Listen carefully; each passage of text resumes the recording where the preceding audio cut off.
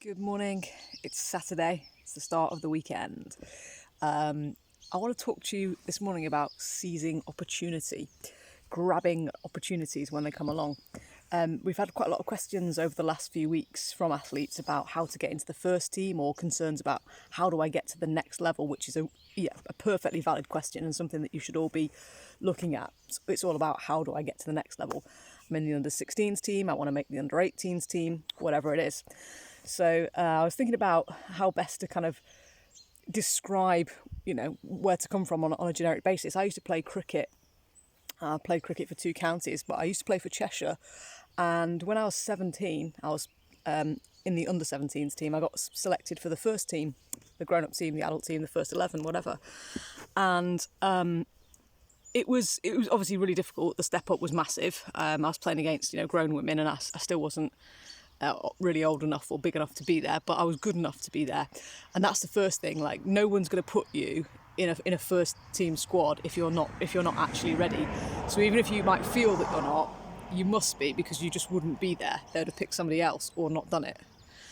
So if someone's taken a risk on you at a relatively young age and put you in the first team when you're 16, 17, you are definitely good enough to be there. So that's the first thing. The second thing, I always remember this match where we were playing one of the southern counties. They'd come up to Cheshire for this county championships match.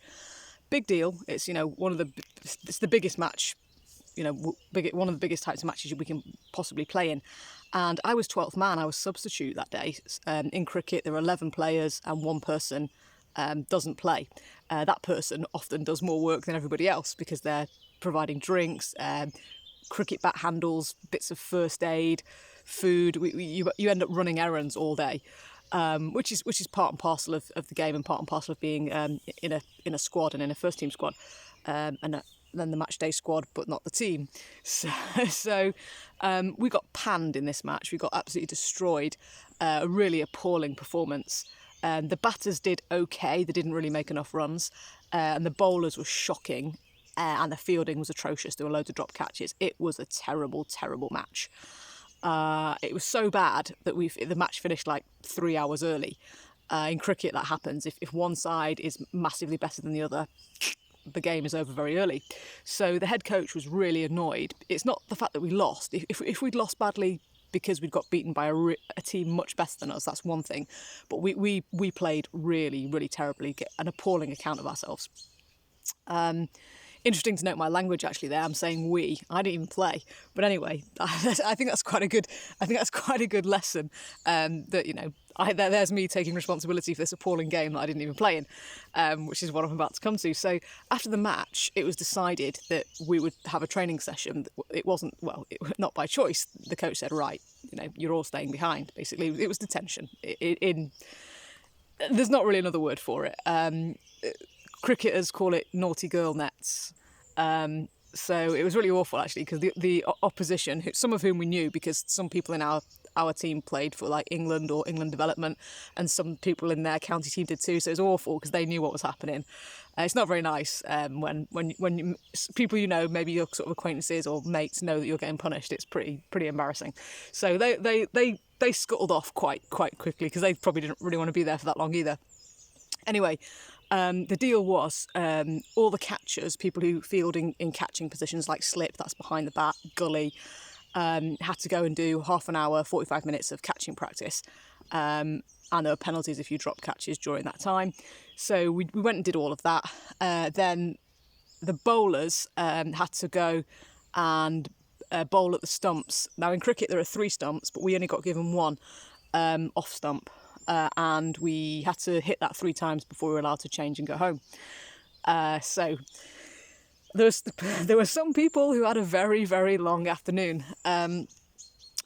Now, I could have been really mad about having to stay behind because, I hadn't been involved in the game at all, aside for bringing drinks onto the field or whatever, doing the scoreboard, and I hadn't dropped a catch. I didn't have a chance to drop a catch. I didn't even get to play. I didn't bat, I didn't bowl. I wasn't chosen to participate in that game. So I could have been really, really, especially as I was only sort of 17, 18 years old, I might have been really cross about that and had a bit of an attitude. But at the time, I saw it as a great opportunity, because the other 4 people that were in catching positions when we were practicing catching afterwards, well, they dropped catches that day. So if I caught all my catches, that was going to make me look really good. I kind of viewed it as like being in the shop window. It was an opportunity to show why I should have been playing in that game. And not some of these other people. And the same with the bowling. It didn't take me more than 2 or 3 overs. I probably did it. I can't remember 100%, but I reckon I hit the stumps 3 times in about 12 balls. So that's 2 overs actually. And I was done. That was me off to the showers and off home. And it did me the world of good, because I don't remember being 12th man again for a very, very long time. I was, I was straight in the team after that. Over and over again, and it's just showing that little bit. Sometimes it's tempting to go, why should I be punished? I didn't do anything. And actually, as it's a team sport, collective punishment like that happens quite a lot. It's part and parcel of playing a team sport. That's how it goes sometimes. But actually, it can be a brilliant opportunity. And even if I had played in that game, and even if I had played really badly, if I then performed well during the naughty girl nets, it kind of shows your character. It reveals your character. It reveals, I've had a bad day, I did wrong, and I'm going to make it right and make it right now. And that's what your head coach is looking for.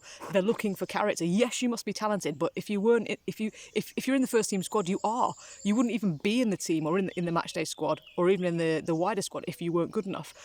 So what they're looking for is character, and I think it's really important, particularly at your age. You're at a good age now, hitting in those under 16s teams. It's a really good age to start looking at what's required at the next level and take those opportunities. Yeah, being 12th man, it sucks. It's not a great job for the day. But if you do it well and snatch the opportunities as they come along, as that fell in my lap that day, didn't it? That was me literally in the first team thereafter. Getting to bat, getting to bowl, being part of it. And I don't think it's just because I performed the skills well during that naughty girl nets session. It's because it's the character, it's the attitude, it's I didn't cause any trouble. I didn't look that I was pissed off that I had to stay. I wasn't. I genuinely framed it in my head as this is an opportunity. This is an opportunity. A lot of these players look really bad today, and I'm going to snatch one of their places. And it's just having that little bit of wickedness, that little, don't outwardly portray the fact that you're cross, that this shouldn't be happening to you. No. Internalize it. Make it about, make it see it for the opportunity that it is, and don't be afraid to think, actually, I could have someone's place off them today. All I got for you for now. Have a great weekend. Work hard. It's all about planning ahead, getting ahead, and staying ahead, baby. See you later.